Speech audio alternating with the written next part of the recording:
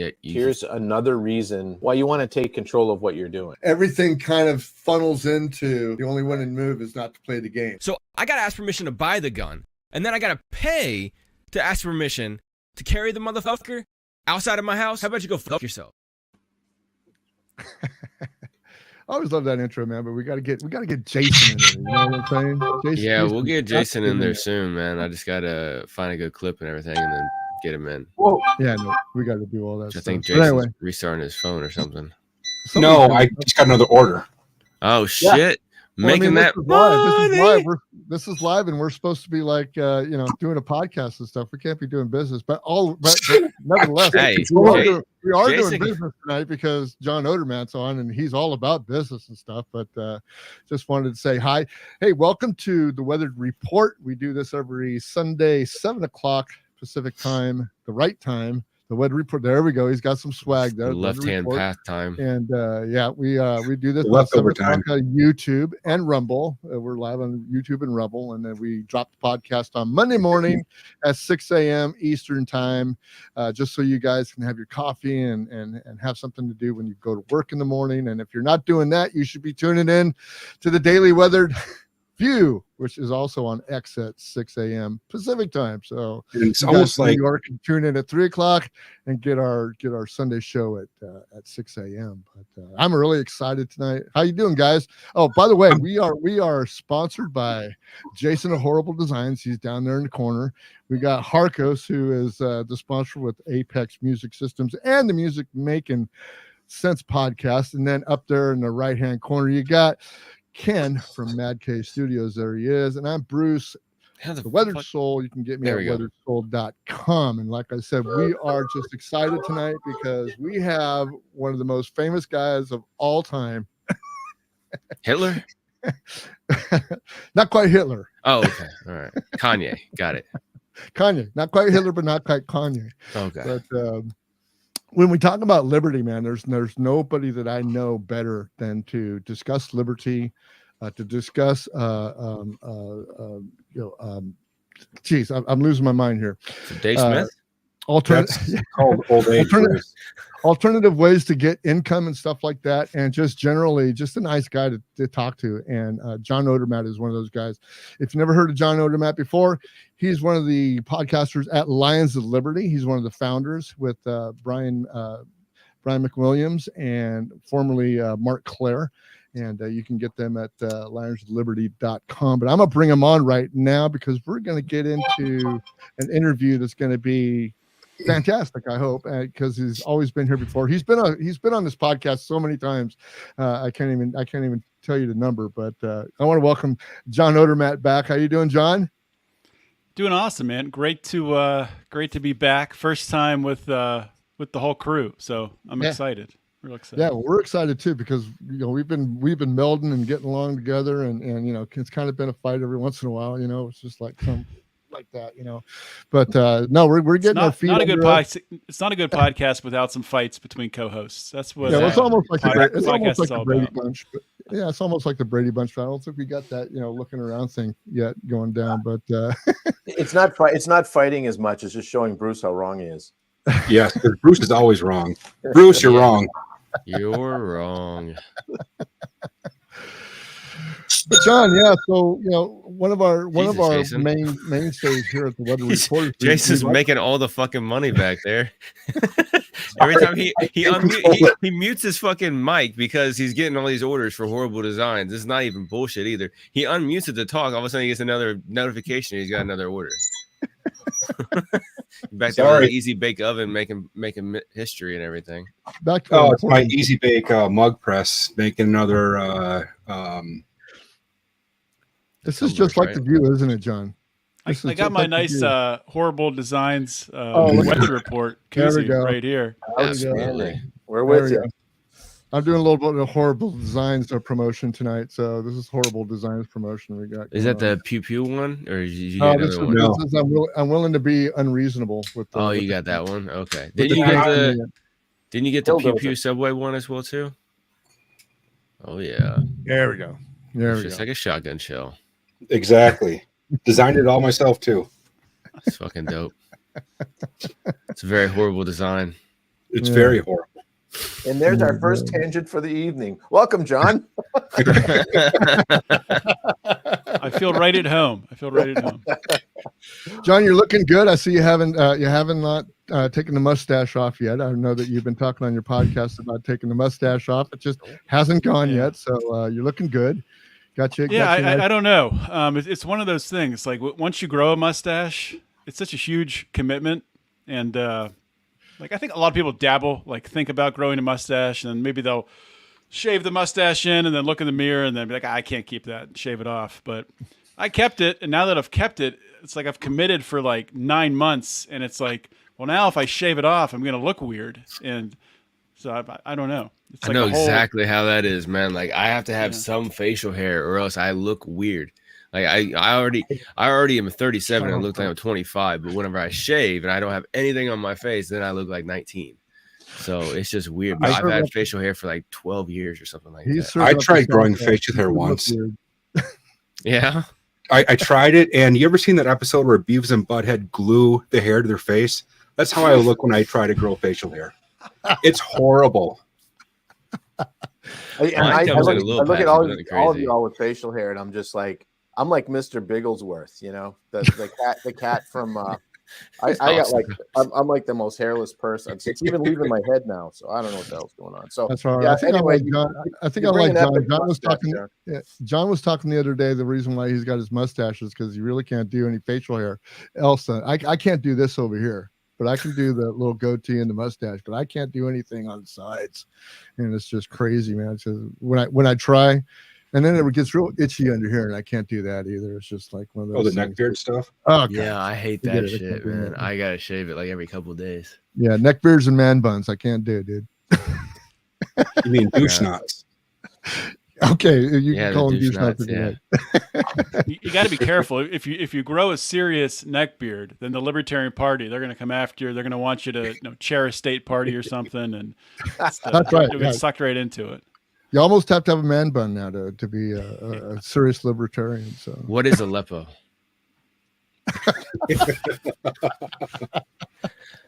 No, seriously, what is Aleppo? These guys are like the male view. We mansplain everything, and but anyhow, John, they were all dudes. Aleppo was a baby leopard. Just to put that to bed. It's a baby leopard. There we go. I actually liked him until a little bit before that. Like I like Gary Johnson. I voted for him in 2012. And then like once he did like Bill Weld and started saying they're socially liberal and fiscally conservative, and then like the what is Aleppo thing, I mean, they kind of got him on that one. It's funny, but you know, at the same time, I mean, Joe and Mika and them just fucking firing 3 different fucking questions at him at the same time. There's that. But yeah, I don't know what happened, man. It's like he just like his brain just popped, and he just I don't really know, but like I said, back in 2012, he was awesome. Yeah, when he started talking, that's when he lost me. I'm like, hey, he's a libertarian guy. I should vote for him. And he started talking. I'm like, oh yeah. John has been to a lot of libertarian functions. In fact, one of our guests that we've had that he mentioned to me was Shane Hazel, and he met Shane Hazel at the Pennsylvania convention. Is that correct? Yeah, no, it was like during the COVID lockdowns. It had to be like late 2020 or early 2021 when people were still like afraid. And this was back when we thought Dave Smith was going to run for president. So he's still running, right?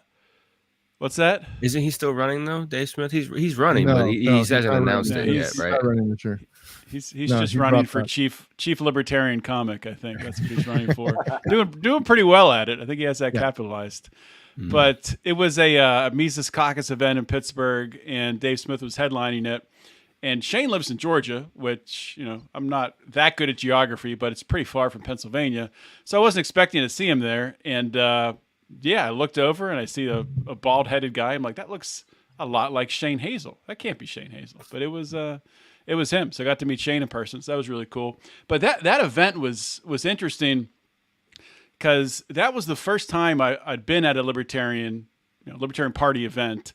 And I used to be a lot more involved in the Libertarian Party. I helped manage a campaign for a Pennsylvania Senate candidate in 2018, but I've kind of backed away. But during this time, I was kind of still on that cusp, like, yeah, things could really, turn here.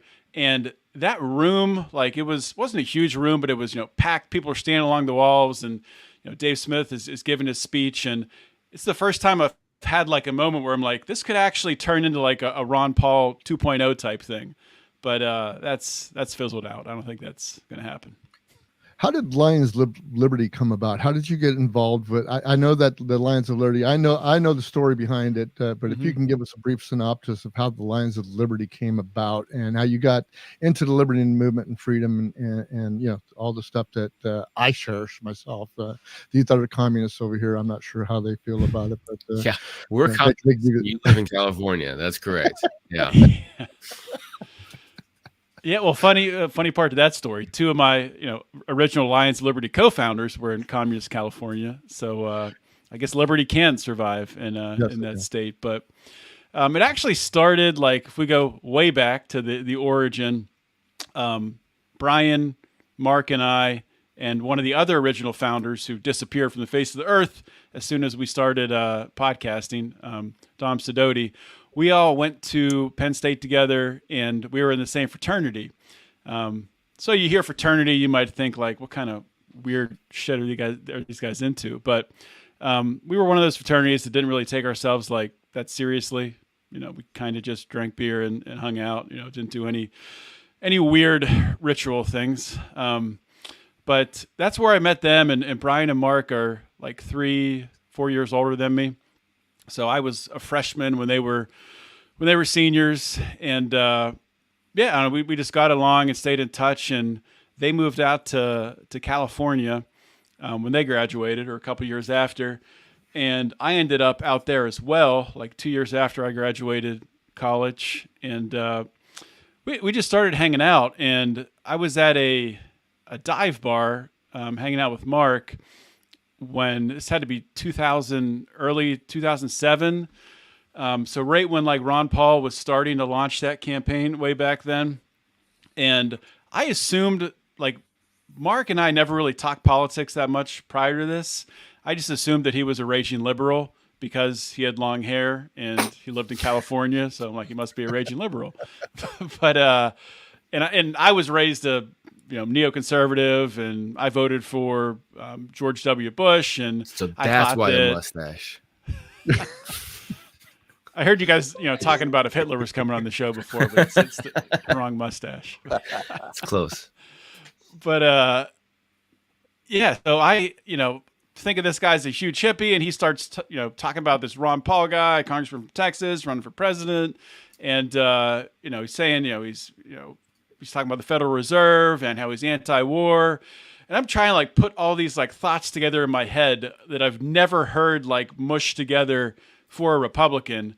So I'm like, what is this? Like, what is this guy? A Republican who's like anti-war, who's against the Iraq war. I must hate him because if he's against that war, then he can't be good. But he's talking about the Federal Reserve, and he's talking about how our money's been devalued.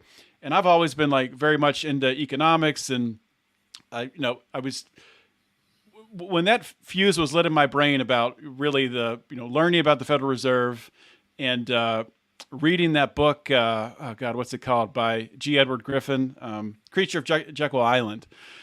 Once I read that, which is a huge, massive book, but I highly recommend it for anyone out there interested in learning the origins of the Federal Reserve. Once I read that, there was no turning back. And essentially what happened is, Ron Paul runs for president, loses in 2008, obviously. So we had like a big group of people who were talking on an email chain about this Ron Paul campaign. And we're talking about, the ideas of liberty, and we're kind of learning. We're talking about the books we're reading, sharing different articles, all that stuff that you do on, I guess that you used to do on email chains. I don't know if people still do that on email chains. Probably not. Most of my email just gets either straight to the recycle bin, or I just don't open it. We have a big long text chain.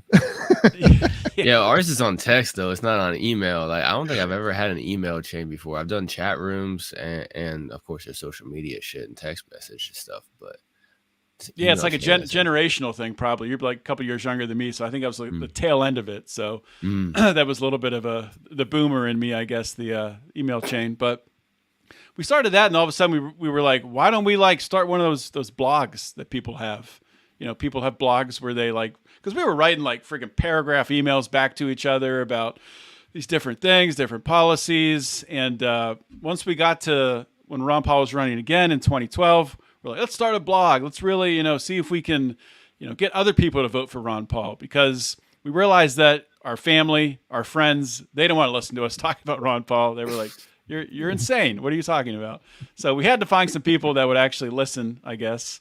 And so we started the blog, started writing. I look back at like some of the articles I wrote. I'm like, who was this person that wrote this? Because the stuff we wrote was actually pretty good, and I really don't write anymore, so it's hard for me to string like that many paragraphs together. But what ended up happening is we grew a pretty large following just on this blog, and there was a website, a forum back then called the Daily Paul, where people would just post articles they wrote, articles they found, share it there. It's just before podcasts, so no podcasts were really shared there yet.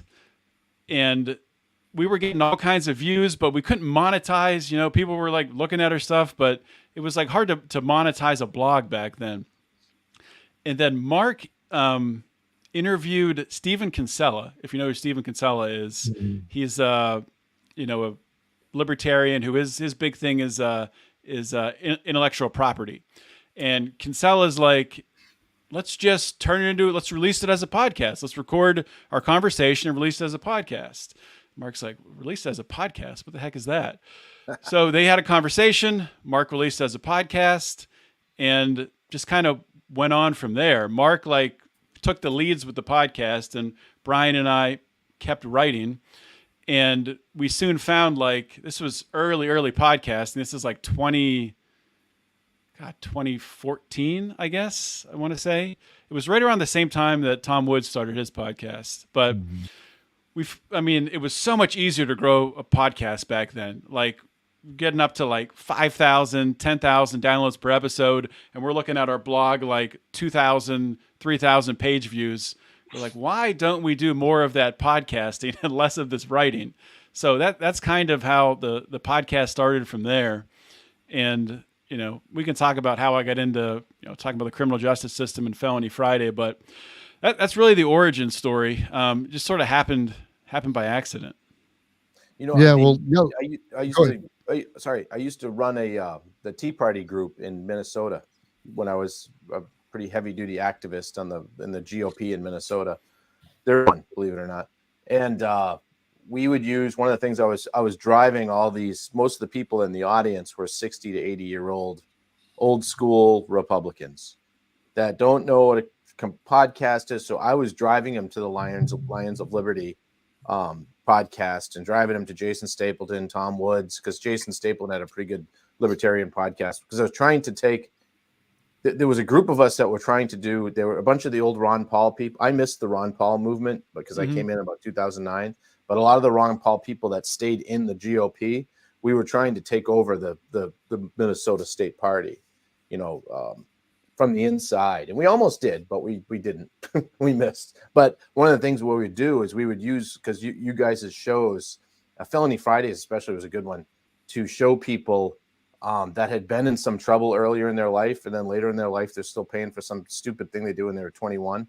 And it was great because we'd get feedback. These guys would come, and then they come back to the meeting months later and be like, hey, I started listening to those guys. Hey, did you hear the one Mark Claire's new show? Or did you hear the it was so it was really helpful to have you guys out there doing this and saying things that no one else was saying at the time, because we could direct people that way. Here's a link. We'd send them the email link to you guys' podcast and stuff like that. So it was, from a listener side of view and an activist side of view, those were all very helpful. They still are. I'm not as much of an activist anymore. Now I'm just more of a capitalist. So that's a smart move, probably. It turns out I'm doing better when I focused on my work instead of, what John McCain was going to do. Yeah. Well, let's talk about the two podcasts. Let's talk about the first one, which Felony Fridays, that actually kind of morphed into Finding Freedom. Just quickly take us through what was going on with that at that time. You guys were doing, I'm not sure, I came in I came into Lions of Liberty by listening to Chris Spangle is actually how I kind of got turned on to you guys. Oh, I remember before that guy. I started following you and actually stalking you, John. And but yeah, you started with Felony Fridays and it's morphed into Finding Freedom. Tell us a little bit about those two and how they morphed.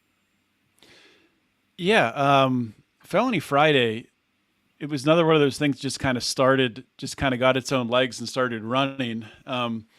Mark had been doing his show for a while, and I had, a pretty regular segment where I would come on like twice a month or whatever and just talk about crazy stories from the criminal justice system, people who'd, were sent to prison for, 10 or, 20 years for a drug crime or whatever.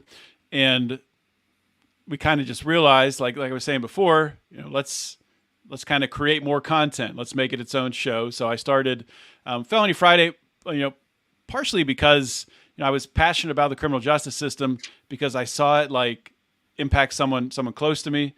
I'm not going to use the name of relationship, just to keep privacy, but someone close to my wife and I who was not even really selling marijuana in college, rather was just, he would just help a friend, help friends connect with it if they wanted to buy it. This is years ago, back when marijuana was obviously much more criminalized. But he got in a situation where an undercover cop was buying off of him, and kept coming back until he got the right quantity to be able to charge with a felony. And they did their raid and everything, and arrested him, arrested his friends, and he ended up going to jail and spending time in a halfway house. And I got to see, like, really from the inside that this is a guy that he's in college. You could call it a mistake. I mean, obviously it shouldn't be illegal, but still it's illegal. So it's a mistake that you put yourself in a situation with that risk to get caught. I can definitely agree with that. But to have that on your record, a felony doesn't come off your record. You can't own a gun anymore. And it just totally changes your life. So without him having the support of his family, family friends who helped him get a job when he first got out, I just saw that how quickly things can change just from something that it just doesn't even make any sense that something like that should potentially ruin someone's life. And I just started interviewing people, and the way that I found people, the criminal justice community is kind of crazy. It's very well connected. So like once I interviewed 3 or 4 people, it just became like a network where people just started referring their stories to me, where, I have a friend who, they went through this, and I just, would start getting emails with all these stories, and I would, do my vetting and look into them and, look up what the crime was, and, try to make sure I'm not bringing someone on my show who was lying or something like that. And I think I did a pretty good job of that. But I mean, the stories were just insane. And you start to understand that some of these people who end up doing like 20, 30 years in prison were arrested. There weren't even any drugs that were found when they were arrested. It's called ghost dope. So someone testified saying that this individual sold this much, or maybe just a package had been delivered to that address.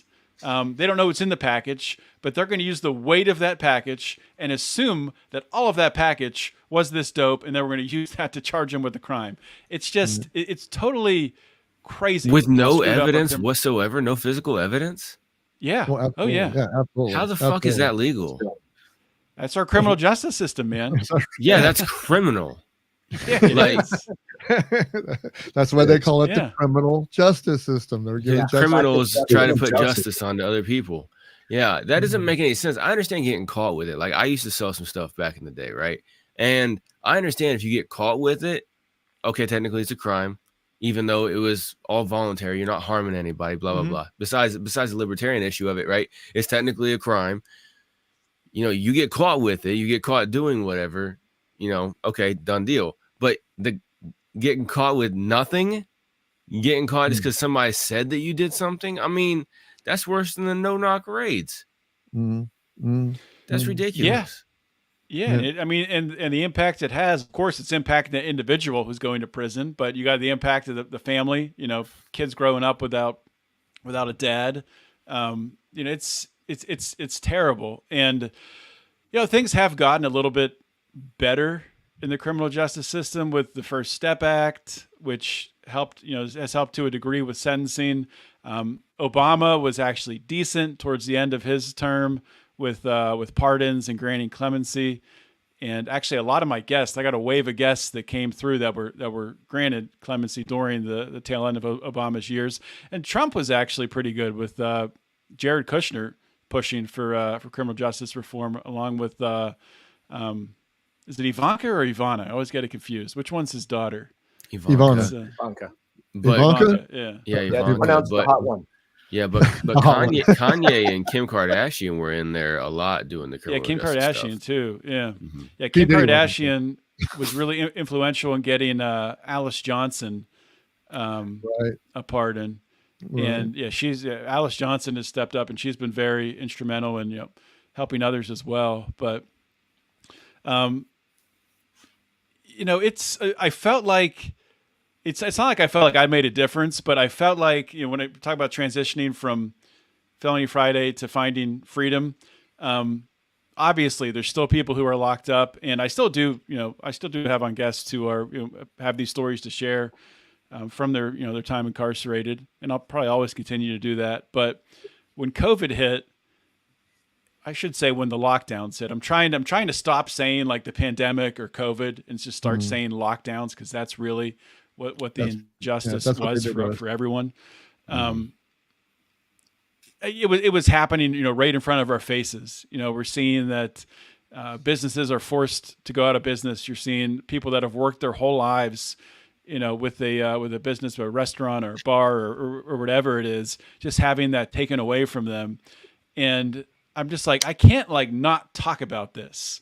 Like I'm talking about people who are screwed, you know, for drug crimes and things like that. But I got to start talking about things that are happening right now during this time, this historic time when this, you know, as libertarians, we always talk to, you know, philosophically about what if the government does this? You know, what if the state does this? Well, they're doing it right in front of our faces, and no one's doing anything to stop it. So I kind of felt like I had to pivot, and I wanted to share about, you know, not only those stories of people, you know, losing their businesses, but also people overcoming it, people who, you know, pivoted during that time. You know, I interviewed, it's actually a repeat interview, a guy named Cos Marte, who owns a exercise studio named Conbody. So with a name like Conbody, you can put it together. He came up with his exercise routine while he was in prison. And when he got out, he started working out in the park. Things just kind of, one thing led to another. A boot camp started in the park, ended up getting his own space, started this exercise studio. And then when COVID hit, I've always followed him online about what he's doing, because he's just a brilliant entrepreneur. And when COVID hit, he was like the first person to go to like video Zoom exercise classes like overnight, like just pivoted immediately. I'm like, it's just amazing to see someone pivot that quickly. So he was one of the first interviews that I had back on, because I wanted to share that story. And then, you know, I'm an entrepreneur on the side. You know, I do work, you know, a full-time job, but I have a passion for, you know, entrepreneurship, people that hustle, people that want to have, you know, make side income, you know, multiple streams of income. So I wanted to start sharing more stories like that. And that's really what drove the full pivot to Finding Freedom, and focusing on entrepreneurship, focusing on health, focusing on faith as well.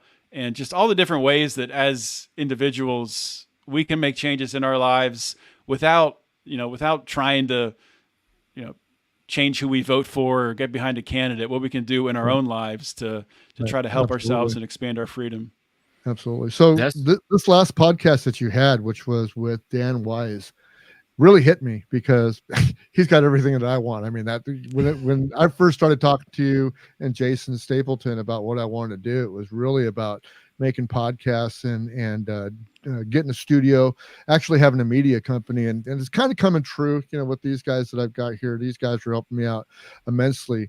And but the Dan Wise story that you had, because he was back in 2017, he was on your Felony Fridays, and then on your last podcast, Finding Freedom, he was on there, and he had come a long way since that time. Can you share that story just a little bit with us? And go ahead. Yeah. When Dan was on, I think he just gotten out pretty recently. He was arrested for running for he wasn't the one running it. There was a doctor writing the scripts, but he was helping to facilitate it. Essentially running a pill mill, helping people get prescription drugs illegally. And he admits in hindsight, he shouldn't have been doing that. It was wrong. He was in the wrong.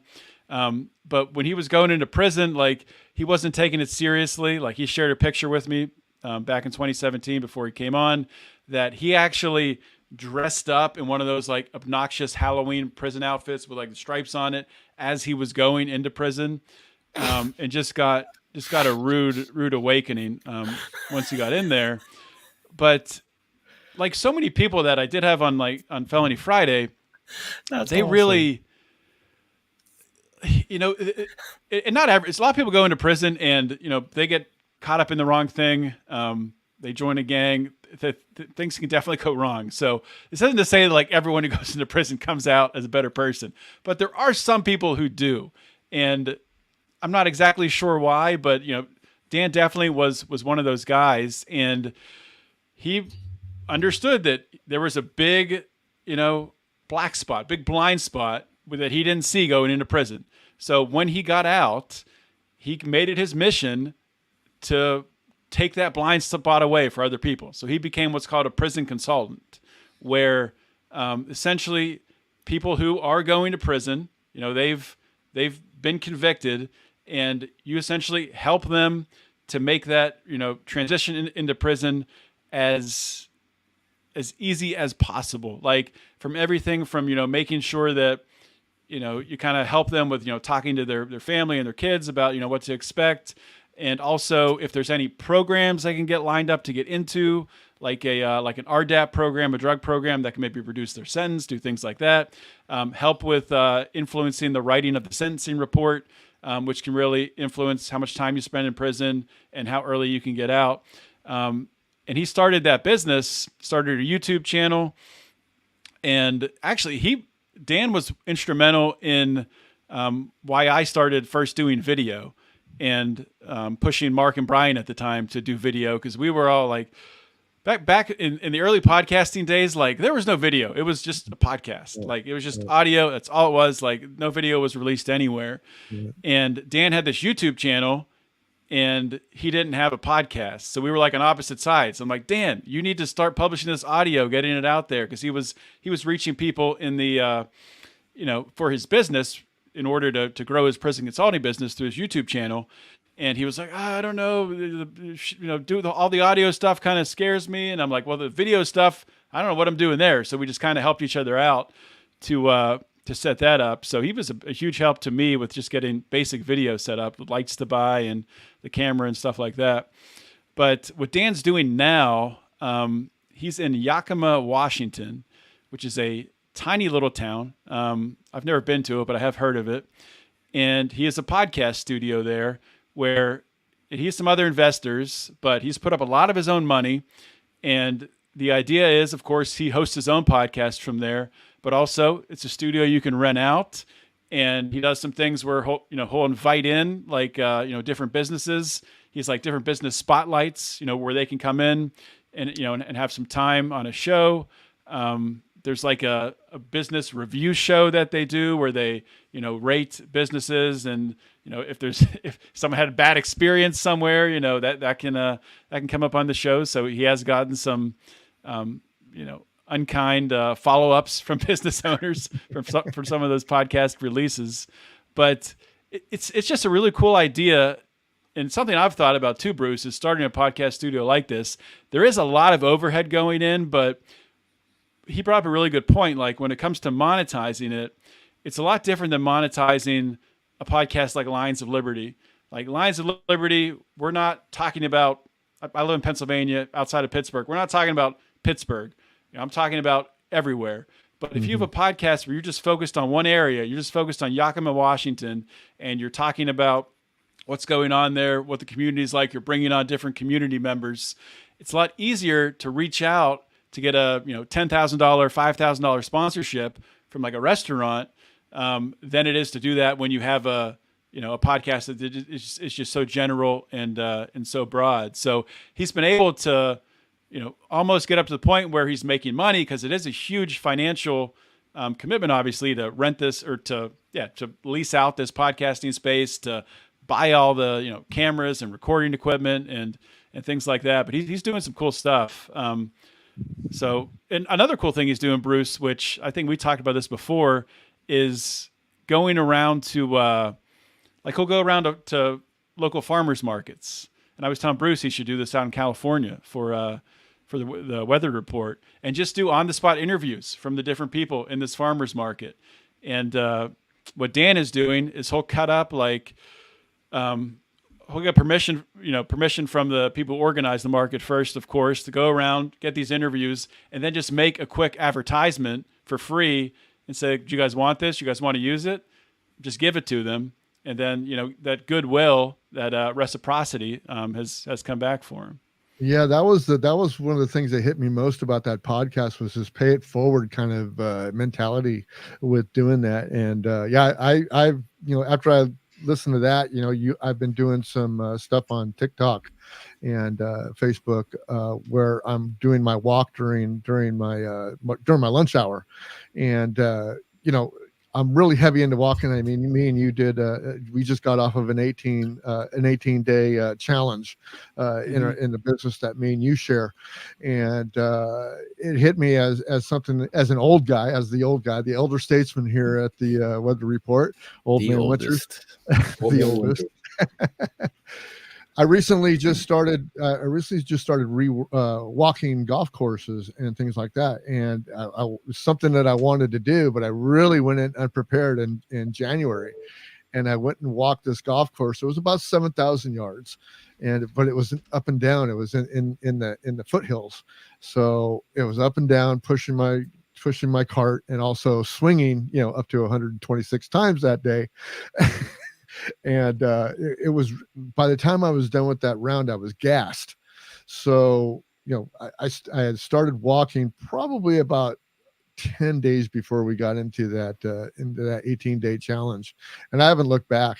And I think it's really important that one of those things that happened, kind of what I was going on, is that it's just really important for those things to happen. And when I'm going through my motions, going walking now, I pass the same people every day. So I just went and thought, hey, what a great idea to interview these people that I walk past every day.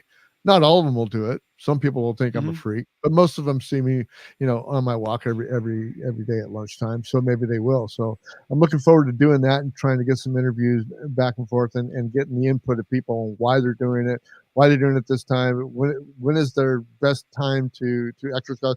Because mine is during my lunchtime, because that's really the only time I have. I got an hour to work. I've got, 8 to 9 hours at work and then an hour home. That's 12, 13 hours. So parsing my work here at the Weathered Soul and keeping up with these guys and just making sure that my family's good, my garden's going, I'm feeding everybody. So it's really, really taxing. So it's really important to do that. But back to the interviewing thing. Yeah, I thought that was really, really a good thing. Yeah, and like with those interviews, if you look at, and I'm not on TikTok, I used to be. I need to get back on it. I was kind of protesting it for a while, but I've kind of realized I can't do that anymore. But China. Instagram Reels is kind of similar, and if you look at like a lot of the content that's doing so well with Reels right now, it's just these like little short interviews. Like there's a guy that all he does is he interviews people, who've made like $1 million or more or whatever. He asks them how they did it. And, what's the most money you've made in a year? It's like 45 seconds. and these videos are getting millions of views. So I think there is definitely an appetite for content like that. There's also just crazy, stupid content of, guys interviewing girls outside of bars, but that's serving like a different demographic with those ones. But that's not my demographic at all, but that's where we're going. So going forward with your entrepreneurial exploits, I mean, you really lean heavily on that and finding freedom.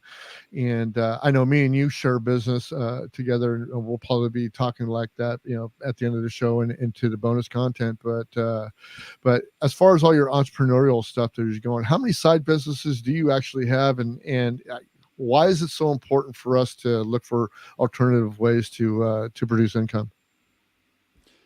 Yeah, I think, when it comes to income, people, well, I guess first I'll say this. So when it comes to investing, you would never invest all of your money, or I would say it wouldn't be wise to invest all your money in just one asset or just one company. If something happens with that company, if something happens with that asset, you're totally screwed. Of course, I did listen to your interview with Shane Hazel, and I've interviewed Shane, and there's a lot of Bitcoin maximalists that would say put all your money in Bitcoin. I'm not there. I don't think I'll ever be there with that, just because I can't get there. But I think income's the same way, and I think more people are waking up to this for a couple different reasons. But putting all your eggs, if you just have a job, putting all your eggs in the basket with that company, it's kind of totally absurd when you think about it, because that company, they can get rid of you at any time. The company I work for, I'm not going to say the name, but a lot of companies have done this recently. There's just been a lot of layoffs in the past 3-4 months. Lay off 20-30% of the workforce. Happens like that. Yep. No one sees it coming. I've been laid off before. When I lived in California, that's why I moved back to Pittsburgh. I was laid off from my job. Happens all the time, and people don't plan for it. Sure, you have some savings, but savings will get you by for a couple months if you're saving well, which most people aren't saving well right now. Probably they only get a couple weeks with the current savings rate. When you look at that across generations, especially millennials and Generation Z, really aren't saving at all just because of inflation. But I think a couple different reasons why I think more people are looking for alternative sources of income. I think they're waking up, number one, to this fact that we need to diversify our income. Also, it's never really been easier to create income streams, be it through podcasting, content creation, different things like that. Plus, it's so easy to learn a new skill now. Maybe not easy, but easy to find the videos and the lessons in order to learn a new skill. Like one thing that I do on the side, which I haven't been super active with it lately, but this goes back to, I don't know, maybe 2015, I think, when I started. I was listening to a podcast, and a guy was talking about buying vacant land and flipping it. So buying vacant land at a really low price, like 30% on the market, and then flipping it around at the market price, selling it on seller finance terms. And I'm like, this sounds crazy. Like, is this actually something people can do? Because essentially all you're doing is shuffling paper around and making money. And I ended up buying a course off this guy for, I think at the time it was like maybe $300, $400. And the course didn't take you through everything you needed to do, because legally he would have exposed himself in some areas if he did that. But he gave you just enough information that you could fill in the gaps and figure it out. So I did. And, for years, I was doing it more often than I am now. And I do plan on getting back into it more heavily. But where essentially what I would do is you find a county that, ideally you want to find an area that is growing, that has it's close to either a city that's growing or something like that. You don't want to buy in a dead area that has no potential for growth. And you also want to find a county that has a lower price for real estate. You're not going to go into, freaking the Atlanta area in Georgia and start trying to buy vacant land. So you want to be out more in the more rural areas, but what you do is you go to the county treasurer. You get a list of delinquent taxpayers. You figure out, how much are you willing to pay for the properties. You set your budget, and you just mail, thousands of delinquent taxpayers, and you just lowball them. And you might think like, this is crazy. No one's gonna accept like a lowball offer, 30% on land that they own. The thing is, there's a lot of people out there who bought land 20 years ago, haven't done anything with it. There's people who inherited land and it's a burden because they got to pay the taxes on it every year and they don't want it. And they're too lazy to go market it and try to sell it. So if someone owns a piece of land that's maybe it's worth $10,000, but they get a letter in the mail that says, I'll give you $3,000. All you got to do, sign this sales agreement. We'll close on it. You'll sign the deed over to me and you'll have $3,000, in a week. We can do this quickly. There's people who want to do that. And then you buy it and you flip it around and you can sell it on terms if you can, because then you can maximize your return. But I've done that quite a bit, and that's been a good side hustle for sure. I kind of went on a tangent there, but no, that's cool. Because we're all entrepreneurs here. I mean, Jason being the one who's doing business as we speak right now with Horrible Designs, and he is having a boon this weekend. He is just he raised his prices and he can't keep items on the shelf. So, and then we got Ken, who he's got a art studio that he runs, and Harkos is a music producer and also a marketing person on that side of the aisle. And I'm still dragging my feet trying to get my what do you call it, homesteading and gardening type things started up. But I mean, we're all entrepreneurs on the same level and trying to get these incomes started. And it's just really, in my view, it's important. And even though, me and you are in business together, we both make money off of the same products that we sell. And that comes in very handy for a lot of things. I mean, basically, if you can cover the cost of something that either you enjoy doing, or maybe it's a bill, or maybe it's your mortgage, or maybe it's, whatever it is, if you can cover that cost and something that you're doing on the side other than your 9 to 5, you're ahead already. So, I mean, I think that's one of the biggest attractions of it. The one thing that I've always found that was most difficult was the discipline to sit down and do it. And basically in this last year, I finally had gotten those things in front of me and front and center and going like, this is the discipline that you have to have. This is the way that you have to parse your time out. You have to eat lunch at your desk so you can go take your walk during lunchtime. You have to spend, this time with your family after you get home from work. So at 8 o'clock or 9 o'clock, you go into your studio and you do your work. You cut out Saturday mornings for that little, my biggest thing is Saturday mornings. That's my most productive time. That's when I do almost all my writing and all my production stuff for this podcast and other things that I'm doing for content out in my homestead. So all those things you have to systemize it, right? Go ahead. What? You have to systemize it. You have to systemize it. Yeah. And that's a huge discipline to grasp when you're first starting this, because everybody can have these delusions of grandeur. This is what they want to do. And they pile so much stuff onto themselves, all this responsibility and all these things that they got thinking about through their head. All of a sudden they're going like, this is too overwhelming. I just don't want to do it anymore. And I think that's one of the things that we as entrepreneurs and what we try to do on this show, and I think what you try to do, is to parse out that situation between our listeners and our followers to be able to help them kind of systemize their stuff and going forward.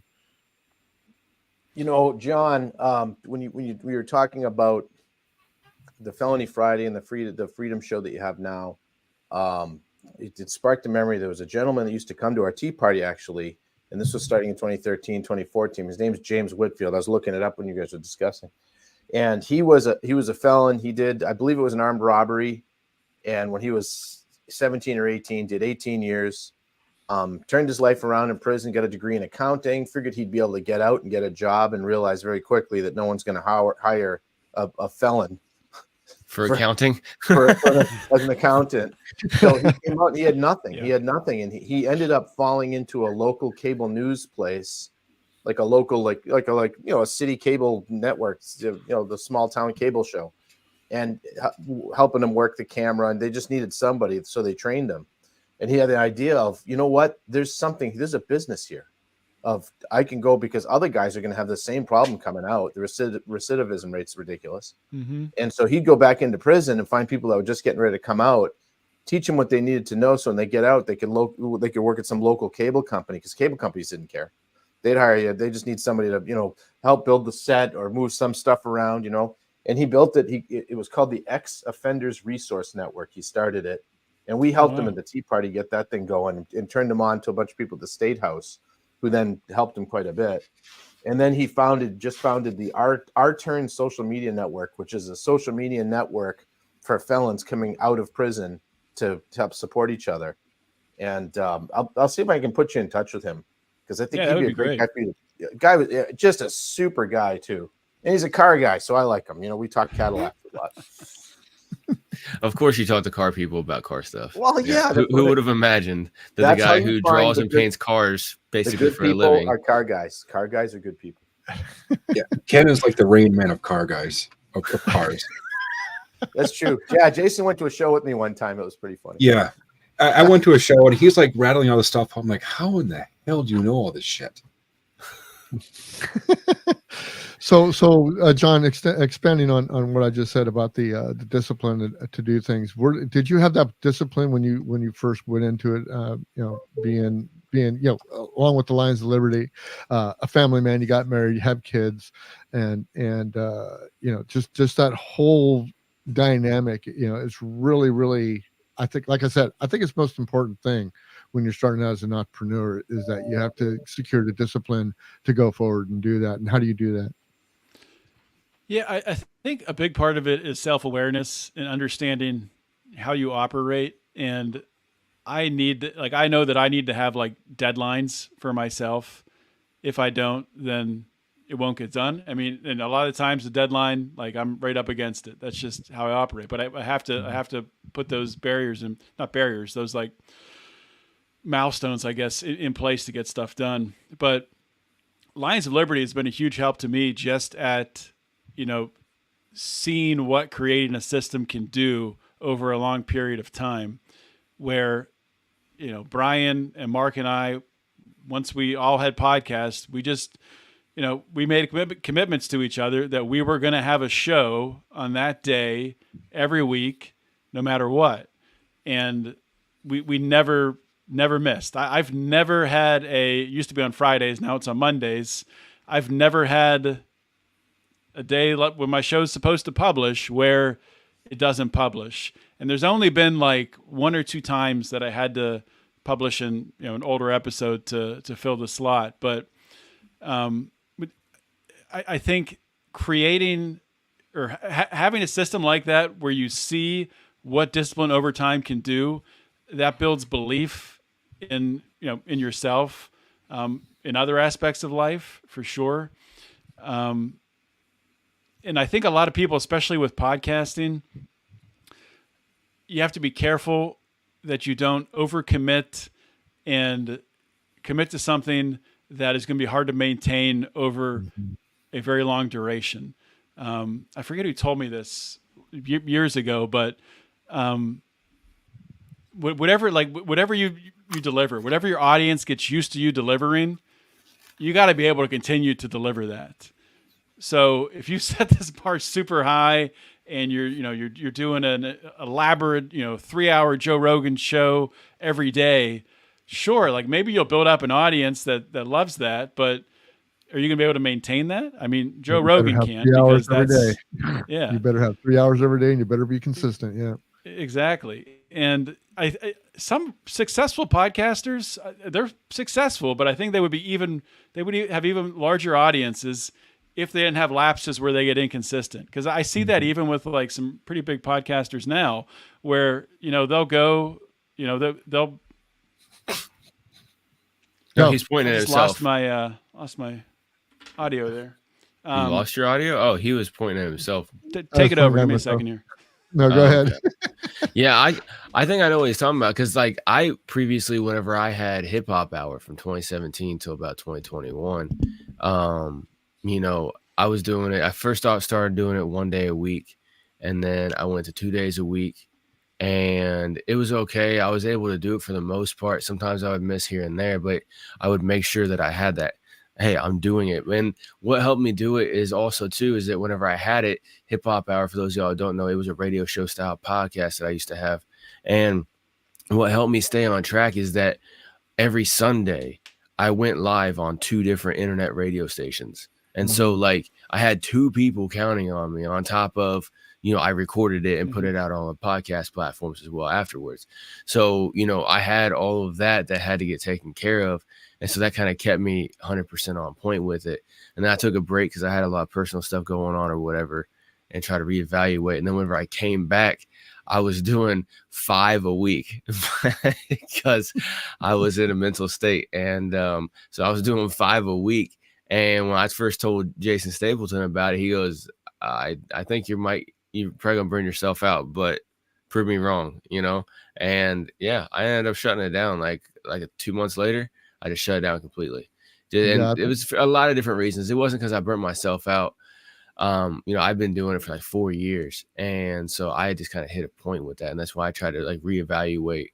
And that's why I really dove into marketing a lot and stuff, and learned a lot more about that, because I didn't get the podcast where I wanted to go. But are you back now, John? Can you hear everything? Yeah, I'm back now. Okay. Similar to that, one thing I've changed recently with Finding Freedom is I started live streaming, much like, and I was kind of motivated by you guys. Like, why am I not live streaming my show? So now I live stream every Thursday my interview, and then I release the audio on Monday. And I have seen some positive effects from it already, especially on Twitter. But what it's done is it's just eliminated the need to post the video, right? Like if you can take away that resistance, because I'm already live streaming it, why would I repost the video? So finding those little areas where you can kind of make things easier on yourself is really important too. Because, I mean, we're all going to get to a point, no matter what. I mean, no matter how great things are, you guys with this show, if you're all getting along great, there's going to be times that you're not going to want to do the show, and you're just going to go through it, and there's going to be days that you feel better than other days. But as long as you have a system to rely on, and you're accountable to each other, then that's what makes it happen. I mean, you can get through, and there will be like during like with Brian, Mark, and I, there were probably 30 times where one of us would have to talk the other 2 out of like quitting. But it was just like, it would always work out where like one was up high when the others were down low, and like it just kind of balanced out. But what were some of the reasons that you guys thought about quitting? Like, maybe you, for instance, what were some of the reasons you thought about quitting and the other guys talked you out of it? Yeah, I mean, off the top of my head, for a long time, we were not making any money, and it was our own fault. We were just bad at monetizing. So, like, we did not capitalize on having a Patreon group for way too long. Like, I don't know what we were thinking. Like, we could have been monetizing a lot earlier. And when you are seeing a return in audience, and you're seeing a return in impact, and you're getting emails saying that, we appreciate what you're doing, that all helps. But it's tough to continue with something when it's not only are you not making money, when you're losing money every month. It gets hard to continue on. So that would be one big reason for me, but we got past that hurdle. But just different things, just the grind of it over time. I mean, maybe you have, I mean, you know how podcasting goes. Like typically in the summer, downloads go down. In the fall, they come back up, and they remain pretty high, generally, like through the holidays. But yeah, the summer things can get rough, and like you can get used to seeing your shows getting a certain amount of downloads, and when you look at those numbers and there's a dip, that it's like, what the heck is going on here? So it can get frustrating. We have a constant drip. We have a constant dip, so we're good. If you have a constant drip, Bruce, there's medication for that. Yeah, we like to maintain a solid low. Yeah, exactly. We just keep the number too high. That is the bar low. There we go. John, do you have enough time? We would love to have you stay over and do some bonus content with us, because there's some other subjects that we want to do, and but we want to give you a chance to go ahead and plug your podcast and your website and all that other stuff before we switch over to the other side. And actually, we want to thank you for being here, man. We lift our glasses up to you for whatever we're promoting today. We lift them up because you've decided to come here and support our podcast. And we love you for it, man. Go ahead and plug whatever you want to plug for right now. Yeah, thanks for having me on. This has been fun. So I'll promote, of course, Lions of Liberty. You can find the website is lionsofliberty.com. You can find my podcast, Finding Freedom, on any podcasting platform there, either just my feed, which is Finding Freedom with John Odermatt. That's on YouTube, which Bruce is showing now, or our Lions of Liberty Network feed, where you get my show and Brian's show as well. And we do have a show on Friday that we do almost every week, which is called Meme Wars, which is more of just like a little bit of comedy, and we don't take ourselves too seriously on that show, just to take you into your weekend, breaking down maybe breaking down serious topics, but getting some laughs about it as well. Yeah, well, like I said, it's been great to have you on. You're one of my more constant guests, man, and I really appreciate you coming on. But we're going to take it over to the other side. I want to thank everybody here, all my co-hosts, Ken, Jason, Harkos, myself, Bruce. I'm going to thank myself, but you guys do all those things that you need to do. And hit that share button, hit that like button, and make sure you turn into our X discussion every morning, 6 a.m. to 7 a.m. on my commute. Left-hand time. Left-hand time. Leftover time. Uncensored. That is perfect standard time. And that way you can get the real flavor of the kind of comical podcast that we do on during the morning standard time. Exactly. But I want to thank you all for being here, and you guys are great. John, thank you. We're going to see you on the other side, and I cannot wait to do another one of these podcasts, because it's one of the things that I love to do every Sunday. And we will see you guys later. Have a great day, and be good to yourselves. Oh, I will. He will.